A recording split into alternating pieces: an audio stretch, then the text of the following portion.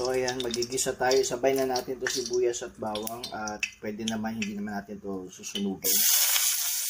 Gagawa tayo ng sarisadong karne ng baboy. Natin yung lagay natin yung peppercorn at saka yung tawag nito, peppercorn at saka yung cinnamon stick. So ayan, nilagay na natin yung Mang Tomas, hinalo na natin. Tapos anuhin natin to, papasimmer natin hanggang sa manuyot-tuyot siya. Pinapasimmer natin, pinapababa natin yung sauce. And ayan, hinaluan ko na rin to ng asukal, hinaluan ko na rin ito ng tawag dito ng paprika para mamula-mula yung sauce at medyo maanghang siya.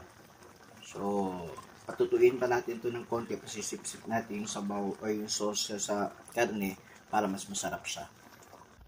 So kung magtataka kayo kung anong lasa nito at luto na ang ating sarisadong buto-buto ng baboy, ito yung mixture ng buntot, buto-buto, paa, para itong asado na lechon paksiw. Kung nakatikid na kayo ng asado, ganun-ganun lasa, matamis-tamis na maanghang-anghang.